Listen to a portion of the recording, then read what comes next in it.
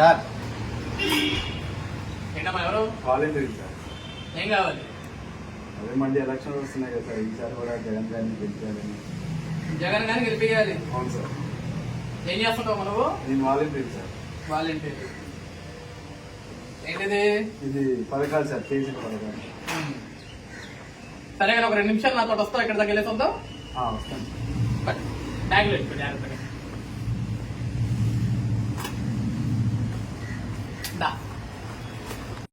అక్కడ ఏం కనబడుతుందమ్మా నీకు? సిద్ధం ఉందన్న. సిద్ధం పెద్దగా వేసాడుగా, చాలా పెద్దదన్న. చాలా పెద్దగా వేసాడు. పెద్దదన్న.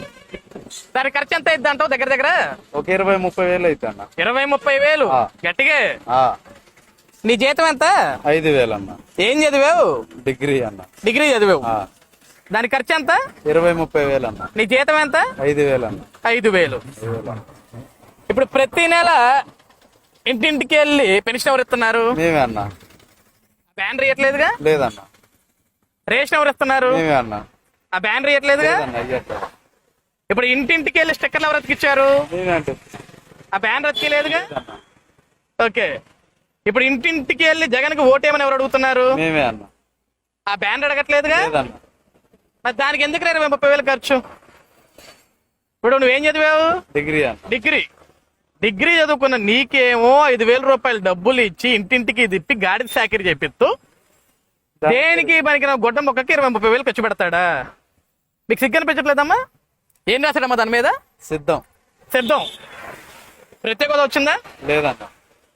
పరిశ్రమలు వచ్చాయా? లేదన్న. పోలవరం కంప్లీట్ అయిందా? లేదన్న. ఉద్యోగాలు ఇచ్చాడా? లేదన్న.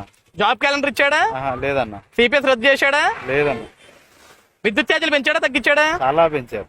నిత్యావసర ధరలు పెంచారు. గ్యాస్ ధరలు పెంచారు. పెట్రోల్ డీజిల్ ధరలు పెంచారు. అన్ని పెరిగినాయి.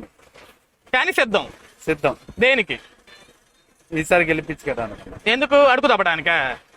ఒకసారి గెలిపించేందుకు అన్ని పెరిగినాయి, ఇంకెందుకు నా సిద్ధం బొద్దం అని ఇవన్నీ? సిగ్గు తెచ్చుకోండి తమ్ముడు. ఒకటి, డిగ్రీ చదువుకున్న మీకేమో 5,000 రూపాయలు జీతం ఇచ్చి దేనికి పనికిరాని బ్యానర్లకేమో 30 వేలు ఖర్చు పెడుతుంటే బ్యానర్కి ఇచ్చే విలువ కూడా మీ బ్రతికి ఇవ్వట్లా. అది గుర్తు పెట్టుకొని ఈసారన్నా బుద్ధి తెచ్చుకొని మారండి, లేకపోతే అడుగు తినిపోతారు. నువ్వు ఇంకా సిద్ధంగా ఉండు, జనం నమ్మట్లా, నువ్వు ఓడిపోయినట్టే.